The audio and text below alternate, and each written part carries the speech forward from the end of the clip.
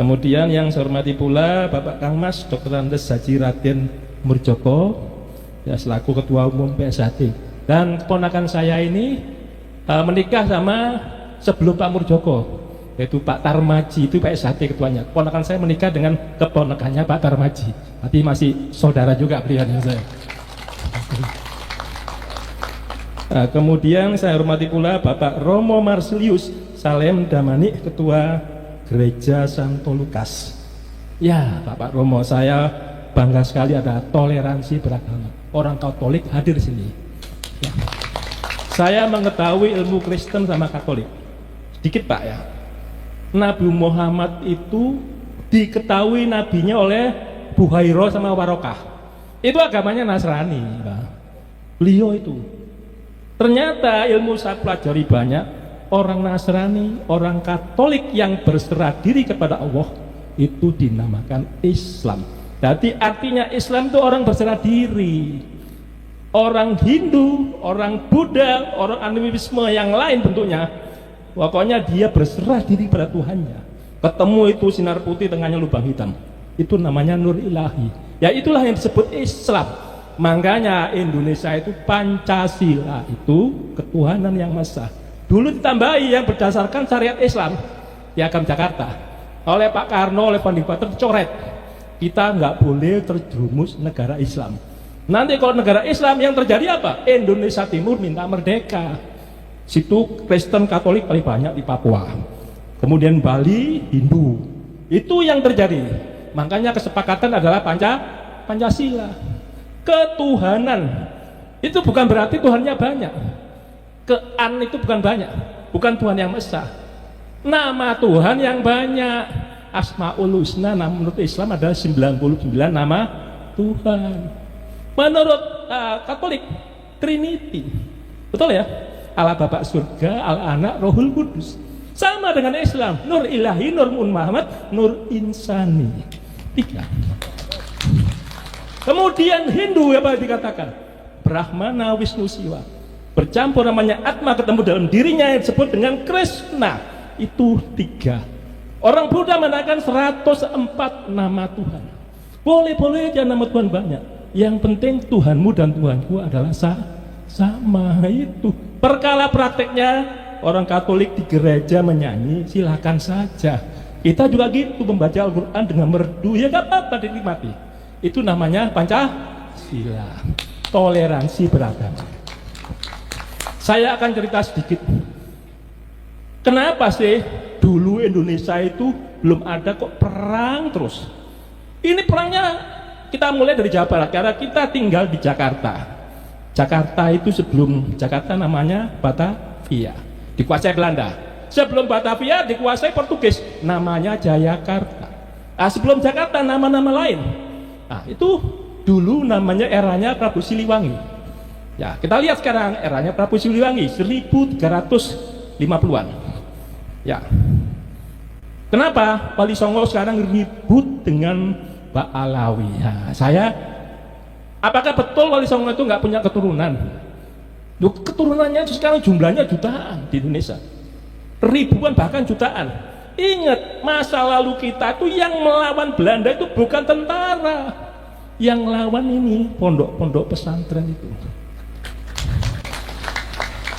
Kenapa? Tentara keraton itu kalau rajanya ditekuk Belanda, langsung tentaranya nurut pada rajanya. Yang lawan, yang disengsarakan oleh Belanda pasti masyarakat paling bawah, yaitu masyarakat bawah dikendalikan oleh pondok pesantren ini. Pondok pesantren begitu Belanda membuat anyar sampai Pararukan, jalan tuh di Daendels itu melintas makam-makam leluhurnya Pangeran Diponegoro yang tiap hari didikirin, didatangi oleh umatnya, leluhurnya termasuk pengikutnya, itu digiles oleh Belanda tanpa izin. Marah nggak? Ya pasti marah. Terjadilah perang Jawa, perang Diponegoro 1825-1830. Nah itu ceritanya. Nah, sekarang kita kembali lagi masalah Jakarta ini. Nah, Jakarta aja penting. Orang-orang dulu ngomong itu Salakanagara awal mulanya. Salakanagara mulai Dewa Warman meneruskan namanya Tarumanegara. 1328. Ya, Masehi ya, abad keempat Tarumanegara berdiri. Tarumanegara raja pertamanya Jaya Singawarman. Jaya Singawarman menurunkan Dharmaraya Warman. Dharmaraya Warman menurunkan Purnawarman. Istrinya orang Kutai. Ya, Kutai berarti bersatu sama Jawa Barat. Nah, ini saya ngomong Jawa Barat. Saya belum cerita Wali Songo ya, baru Purnawarman. Purnawarman nanti menelurkan lagi anak-anaknya. Semuanya Warman semua namanya. Yaitu ada Winduwarman, Indrawarman, Candrawarman, masuk yang keenam ya Suryawarman. Ini mulai mendirikan kerajaan Galuh. Ya, Galuh yang munculnya di Cirebon. Suryawarman muncul lagi, anaknya Kertawarman, kemudian terus sampai terakhir raja ke-12 namanya Linggawarman. Ya, Linggawarman akhirnya berhentilah itu. Muncul kerajaan Sunda oleh Tarus Bawah pertama kali. Sunda Galuh mulai pisah ya. Mulai pisah, pecah. Begitu keturunannya nanti, begitu masuk Niskalawastu Kencana. Nah, ini belum Prabu Siliwangi. Niskalawastu Kencana ini mulai eranya dia itu eranya Raden Wijaya. Raja Wijaya di mana tuh? Mojopahit. Mulai terjadilah Sunda dan Jawa Timur perang bubat. Dewi Pitaloka bunuh diri akhirnya. Sejak pasukannya datang untuk perkawinan nggak jadi, ternyata dibantai oleh rangkaiannya pasukannya Gajah Mada. Sehingga saat itu sebenarnya itu perkawinan silang itu menyatukan Jawa Barat, Jawa Timur. Tetapi tidak mau bersatu gara-gara peristiwa perang bubat. Ternyata Raden Wijaya itu bawanya bapak kandungnya Raden Wijaya, Mojopahit itu namanya Jayadharma, adalah keturunan Siliwangi. Itu bapaknya. Siapa? Mandimina menikah dengan Parwati. Parwati adalah Kalingga. Yang Mandimina rangkaiannya Sunda Galuh. Itu rudanya Raden Wijaya. Ibunya Raden Wijaya namanya Lembutol. Yang dibilang Dyah Wisnumurti. Dyah Wisnumurti punya bapak Mahesa Cempaka. Mahesa Cempaka punya bapak Mahesa Wong Atleng. Mahesa Wong Atleng punya bapak namanya Kenaro. Ya ingat ya. Nah, itu rangkaian. Jadi Raden Wijaya ingin menyatukan. Akhirnya apa? Sebenarnya dia adalah pangeran, ibaratnya orang sah menjadi mempersatu kerajaan.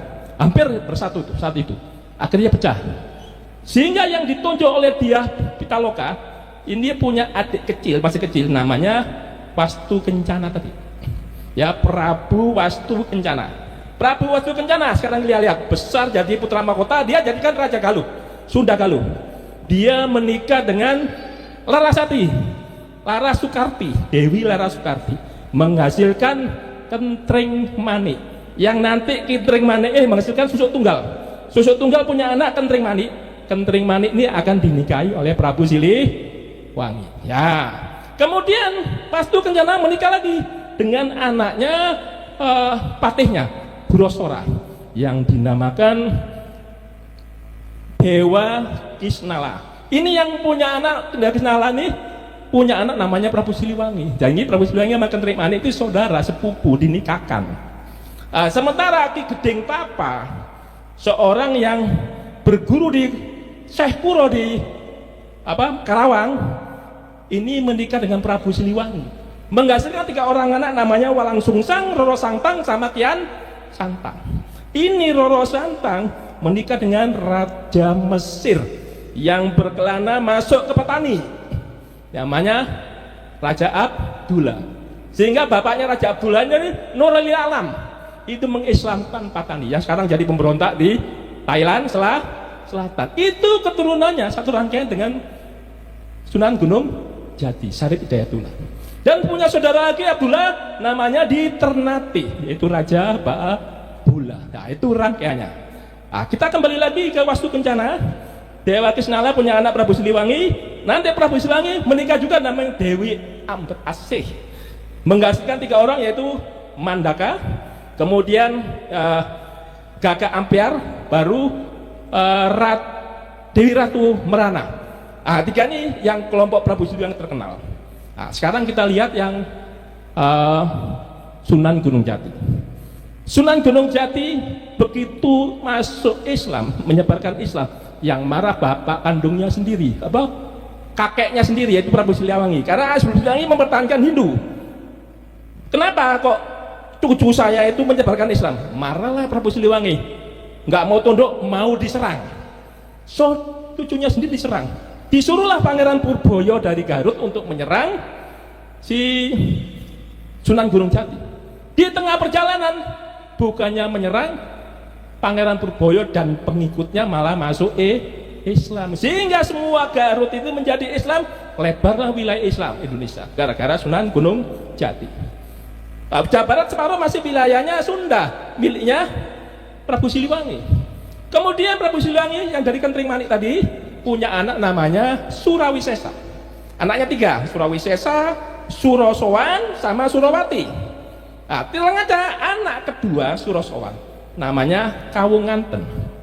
Kawunganten ini dikawinkan dengan anaknya Roro Santang yang dibilang Sarip Hidayatullah, dikawinkan sepupu nih sama, menjadi Adipati Banten pertama. Setelah jadi Adipati masuk Islam, sehingga agama Hindu semakin sempit. Bingung mau kalah, apa yang dilakukan Prabu Siliwangi? Bersekongkol dengan Portugis. Portugis menguasai Malaka saat itu. Diserang sama Aceh terus, Aceh lagi Aceh, tapi Aceh kalah terus.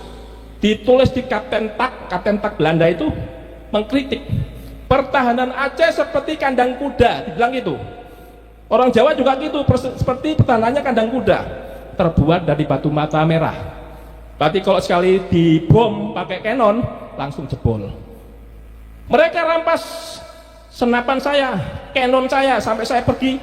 Begitu saya datang lagi, masih saja menggunakan perang gajah. Itu dikritik oleh Kapten Tak. Karena Aceh kalah terus di Malaka, apa yang terjadi dilakukan Sunan Gunung Jati? Setelah menyatukan Banten jadi Islam, Sunan Gunung Jati menikahi putri Lampung. Akhirnya Lampung bersekongkol dengan Banten untuk mengusir Portugis. Portugis kedatangan Belanda, Portugis nyingkir ke Timor Leste. Sehingga Portugis tadi dikasih pelabuhan oleh Prabu Siliwangi namanya Jayakarta, itu Portugis.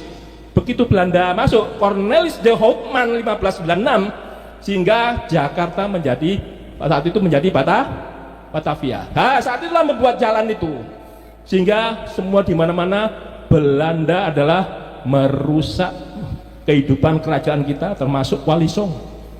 Nah, tapi itu perlu diingat, ketika orang Cirebon itu Galuh melawan Belanda, melawan Portugis, dia bersatu dengan kerajaan Jawa, yaitu Joko Tingkir, sehingga Jawa Cirebon bersatu. Takutlah Prabu Siliwangi, kerajaannya diserahkan pada Surawisesa, dia kabur, yang orang-orang dibilang mukso, sebenarnya tidak mukso. Makamnya Prabu Siliwangi itu ada di mana? Di Boto Putih, Surabaya. Cek ke sana, namanya Pamanarasa, ada di Surabaya. Cuma berbeda dengan Islam, ada tembok yang menyekat situ, ada bahasa Kawi tulisannya Pamanarasa. Ya silakan aja kalau mau mencari makamnya Prabu Siliwangi. Ya, itu Prabu Siliwangi sudah berusaha menyatukan Hindu. Ya, sekarang dari Prabu Siliwangi tadi sudah ya. Saya akan ceritakan dari Linggawarman tadi. Raja terakhir Tarumanegara diserang oleh Sriwijaya, abad ke-7 muncul. Lari Linggawarman jadi Tarus Bawah, pecah, kalah. Muncul namanya kerajaan Kalingga, yaitu Jepara. Itu Wasumurti, raja pertamanya. Itu orang India, putrinya perempuannya orang Jepara. Wasumurti diganti oleh Wasugeni, Wasugeni diganti oleh Wasudewa, Wasudewa diganti Wasukawi, kemudian Wasukawi diganti Kiratasinga, Kiratasinga diganti lagi Kartikejasinga. Kartikejasinga diserang lagi Sriwijaya, mundur ke Kediri, yaitu Kahuripan muncul kerajaan itu. Sejak di Kahuripan nanti kutukan siapa pejabat yang tidak ikhlas hatinya, tidak suci, masuk ke Kediri nanti akan jatuh. Gus Dur jatuh, Pak Karno jatuh gara-gara ke Kediri. Nah, itu kutukannya Kartikejasinga. Kartikejasinga yang meninggal itu adalah suaminya Ratu Sima. Sehingga Ratu Sima yang menggantikan tangan besi dia. Ratu Sima punya anak namanya Sanaha. Nah, Sanaha menikah dengan Galuh, yaitu Cirebon, namanya Brontoseno. melahirkan namanya Parwati. Parwati nanti menikah dengan mandi minyak, itu yang disebut rangkaiannya Raden Wijaya. Raden Wijaya Jawa Timur juga raja aslinya, putra mahkotanya Sunda. Coba kalau dulu bersatu menikah betulan, kalau gak diganggu kacamata, bersatu Jawa Barat Jawa Timur. Sehingga sampai detik ini orang konon, orang Jawa Barat ngomong kalau menikah orang Jawa Timur itu nggak cocok Sunda sama Jawa Timur. Kalau lakinya dari Jawa Timur pasti lakinya kalah sama perempuannya. Ini cerita-cerita sampai legenda sampai sekarang. Jawa Barat Sunda pasti itu. Sebenarnya saudara sama. Banyak alang beratnya kalau kita kawin silang itu perlu. Ya tadi Parwati punya anak namanya Sanjaya, Raja Jawa Wangsa Sanjaya. Sanjaya diganti Panunggalan, Panunggalan diganti Panungkarung, Warung diganti Garung, baru Garung terakhir ya. Garung era Wangsa Sanjaya. Begitu masa Sailendra namanya Raja Pikatan bersatu dengan Sumatera. Kenapa? Pikatan menikah dengan Pramudawardhani, adik kandungnya Balaputra Dewa. Itu semua dua orang itu anaknya Sailendra bersatu. Makanya persatuan Pancasila itu tak gampang. Sudah dari leluhur kita itu ingin bersatu terus. Sejak Pikatan itu berdiri namanya Borobudur, bukti Hindu Buddha. Bhinneka Tunggal Ika Dharma Mangrua. Walaupun berbeda-beda agama, tetapi tetap satu. Sekarang Dharma Mangrua dibuang, mengikuti Pancasila sekarang. Bukan mengikuti Piagam Jakarta, ada berdasarkan syariat Islam. Tadi Pancasila betul, Dharma Mangrua dibuang, walaupun berbeda agama, etnis, suku dan sebagainya, itu menjadi satu Bhinneka Tunggal Ika. Dharma Mangrua dipakai. Kalau dipakai bahayanya pada orang Maluku mengatakan kita ini bangsa Alipuru, bukan bangsa Jawa. Mereka separatis. Orang Papua mengatakan kita bangsa Melanesia, Papua separatis. Bangsa Aceh, Arab, Eropa, Cina, Hindi, itu Aceh. Kita bukan Jawa, Jawa usir aja. Itu yang terjadi di seluruh perbatasan Indonesia. Makanya Dharma Mangruanya dibuang, jadi Bhinneka Tunggal Ika. Itu ceritanya. Kemudian kita lihat lagi Pikatan. Pikatan diganti Kayuwangi, Kayuwangi diganti Wawa, Wawa diganti Belaksa, Belaksa diganti Tulodong. Itu Wangsa Sailendra. Tulodong dikudeta oleh patihnya yang bernama Empu Sendok. Empu Sendok bukan keturunan Sriwijaya, makanya terjadi peperangan. Menanglah Empu Sendok. Disebut Wangsa Isana karenanya anaknya Empu Sendok namanya Sri Makuta Sri Esana, dinamain Sri Esana. Sri Esana punya anak dua, yaitu Dharma Wangsa sama Mahendrata. Mahendrata dikawinin Raja Udayana Bali, menghasilkan Air Langga. Air Langga menikah dengan putrinya Dharma Wangsa, melahirkan Dewi Kilisuci yang tidak mau menikah. Orang Raja Air Langga itu raja kok, masa putrinya nggak mau menikah? Kalau nggak menikah gak punya keturunan, nanti penggantinya dia siapa? Bingung. Akhirnya Erlangga mengambil selir. Ketika itu ada pemberontakan Dyah Lodong dari Tulungagung, itu keturunannya Sailendra, keturunan Tulodong itu. Akhirnya Erlangga menikah dengan keturunannya Sriwijaya. Setelah menikah dengan selir Sriwijaya, anaknya dua, Ma Panji Kerasakan sama Sri Samarawijaya. Ma Panji Kerasakan dua-duanya anaknya Erlangga itu kepengen jadi raja dua-duanya. Raja Jawa Utara, Raja Jawa Selatan. Ya, yang dinamakan Jenggolo dan Panjalu. Yang saat ini masih gantian Presiden Indonesia. Ya, contohnya Pak Karno, Pakubuwono, keturunannya siapa itu? Keturunannya Pakubuwono, Mataram II adalah Panjalu. Hingga gitu. Diganti Pak Harto, ternyata Ibu Tin. Butin ada Mataram 1, ada Mataram 2. Paling kuatnya dia Mataram 1. Butin dari Lirboyo Kediri. Jadi dari Jenggolo. Itu bergantian terus Indonesia. Mataram 1, Mataram 2. Mataram 1, Mataram 2. Selalu. Ya, aku cerita lagi nanti Ma Panji Kerasakan sama Sri Samarawijaya punya cucu namanya Kirana, satunya Wajatrawa. Perang terus dia. Sama-sama keturunan Erlangga, sama-sama Sriwijaya, sama-sama rangkaiannya Empu Sendok. Saudara kan, kok terjadi perang, rebutan kekuasaan. Akhirnya dimenangkan oleh Wajatrawa, yang menghasilkan anak Wajrawa menikah dengan keturunannya Sri Samawijaya, menghasilkan Kameswara I. Kameswara I digantikan Jayabaya, Jayabaya digantikan Kancadipa, Kancadipa digantikan Sarmawara I, Sarmawara I diganti Kameswara II, terakhir menjadi Kertajaya 1222. Kertajaya ini dihancurkan oleh Kenarok Panjalu, Kertajaya Jenggolo. Jadi Jenggolonya kalah, Panjalu menang. Kenarok ini menggulingkan Tunggul Metung. Setelah kekuasaan ditusuk oleh Anusapati. Anusapati dibunuh Tojoyo, anaknya Kenarok. Tojoyo dibunuh Ranggawuni yang dibilang Wisnuwardana. Begitu anaknya Maesa Wongteleng, Maesa Cempaka gak dibunuh karena ibunya sama Kendedes. Sudah berhenti, 7 orang yang mati itu sudah selesai. Sehingga yang perlu kita ketahui, Arya Winorojo Madura, ahli strateginya Raden Wijaya itu ternyata saudaranya Ranggawuni. Apa yang terjadi? Maesa Cempaka punya anak, dia Wisnumerti yang dibilang orang lembut tol, itu ibunya Raden Wijaya, bapaknya Raden Wijaya Jayadharma dari Sunda. Berarti 2 raja nih. Raden Wijaya mendirikan kerajaan Majapahit setelah menikahi anaknya Kertanegara, yaitu Gayatri. Aku cerita banyak ya, gak apa-apa ya. Dari situ kita tahu Raden Wijaya itu Panjalu. Setelah menggulingkan Jayakatwang, Jayakatwang adalah Kediri. Jayakatwang dendam sama Kertanegara. Dia dari Kediri memulainya jadi raja lagi.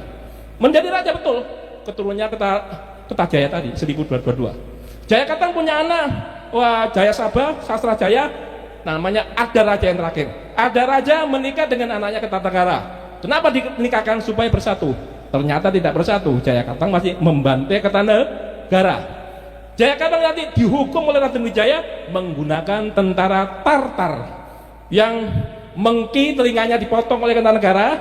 Tartarnya marah, aku belekan tuh, mengirim 1 batalion Sibi, Ikimese sama Mengki. Nah, ini 3 orang, satu kompi Cina, 2 kompi Mongolia. Ditipu setelah masuk ke hutan. Mereka setelah menang di Jayakatwang ya, masuk hutan dikasih hadiah tapi nggak bawa senjata. Di daerah Mojo dibantai oleh pasukannya Raden Wijaya, mati habis, mereka lari. Sehingga berdirilah Mojopahit pertama, namanya Raden Wijaya. Raden Wijaya diganti oleh Jayanegara dari Selir. Jayanegara diganti Tribhuwana Tunggadiri Pepegi. Tribhuwana Pepegi diganti lagi sama namanya Hayam Wuruk. Eranya Hayam Wuruk, Kecamatan Tinggi bersatu, seluruh kerajaan disatukan sama si Hayam Wuruk. Sayangnya tadi Prinsipal Diriah Pitaloka itu kejadian sama Sunda. Nah, kemudian dia punya anak namanya Suhita. Suhita, nanti anaknya Suhita ini perang lagi, yaitu Kusumawardhani rebutan tata sama Brewirabumi. Brewirabumi keturunannya Hayam Wuruk, Kusumawardhani keturunannya Suhita, sama. Tapi perang Parekrek itu dimenangkan Kusumawardhani. Kusumawardhani menikah dengan Wikramawardhana. Nanti diganti oleh Kertawijaya. Kertawijaya ini ingat, itu kakak kandungnya Suhita, kakak kandungnya Kusumawardhani.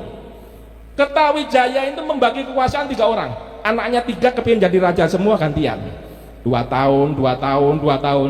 Jadi mulai Girindrawarasa sampai ke Suprabawa itu 2 tahun. Apa yang dibilang orang Pandan Alas terakhir.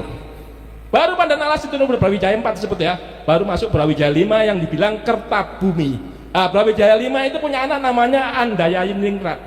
Andayayiningrat ini punya anak Kebo Kenongo yang menghasilkan Joko Tingkir. Nanti menikah dengan Ratu Mandoko, anaknya Sunan Kalijaga. Beliau ini Padepokan Kalijaga. Sehingga Wali Songo itu semua kerajaan dinikahi oleh para wali kita. Para wali kita itu berasal dari Aceh awal mulanya. Jalaluddin Akbar, anak Jalaluddin ini menikahi orang Aceh, saya tidak tahu namanya. Yang tahu yang jelas Samudra Pasai itu raja pertamanya Malikul Saleh dari Kayu, menikahi putri Perlak, mendirikan kerajaan Samudra Pasai. Kemudian anaknya dinikahi Jalaluddin Akbar, menghasilkan Maulana Malik Ibrahim Asmorokondi sama Maulana Ishak. Orang ya, Maulana Ishak nanti menikahi dengan Dewi Sekardadu yang ada di Banyuwangi. Dewi Sekardadu itu siapa? Bapaknya Pangeran Sembuyu, bapaknya lagi Bre Wirabumi, keturunan Hayam Wuruk. Berarti kalau siapa yang keturunan Sunan Giri, pasti keturunan Hayam Wuruk. Nah, sehingga di Sunan Giri itu kan bapaknya Malon Isail. Sunan Giri menikahi Dewi Purtosima, anaknya Sunan Nyampel. Nah, itu ceritanya, Mas. Jadi nanti dari Sunan Giri itu punya anak dua, Sunan Kulon, Sunan Wetan. Sunan Kulon itu punya anak lagi namanya Pangeran Sobo Inggiri, punya anak lagi Siti Sabina. Siti Sabina itu siapa? Yang menikah dengan Ki Ageng Pamanahan, menghasilkan Sutowijoyo. Berarti keturunan Jawa Tengah itu Mangkunegaran, Pakubuwono, Solotigo, Jogja, semuanya adalah keturunan Wali Songo. Yang ada RR itu semuanya kan. Nah, ini saya jelasin aja.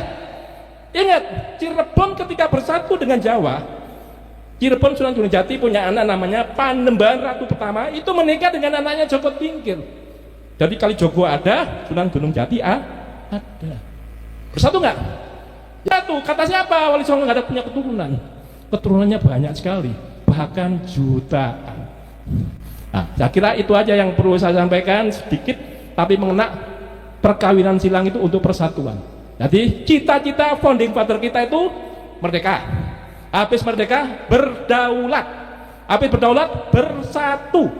Habis bersatu adil, terakhir makmur. Nah, yang cita-citanya kita pegang aja 5 ini. Itu terdapat di Pancasila. Dulu Pak Harto kesalahannya apa? Trilogi pembangunan. Kebalik. Berarti bukan pemerataan dulu, pertumbuhan ekonomi, baru stabilitas. Keliru. Harusnya stabilitas dulu, pertumbuhan, pemerataan bangunan, baru pertumbuhan ekonomi. Itu kebalik, akhirnya jadi rusak, hingga terjadilah banyak ribut-ribut dijatuhkan. Nah, saya kira itu aja yang perlu sampaikan. Nanti kita bisa ngomong selanjutnya. Assalamualaikum warahmatullahi wabarakatuh.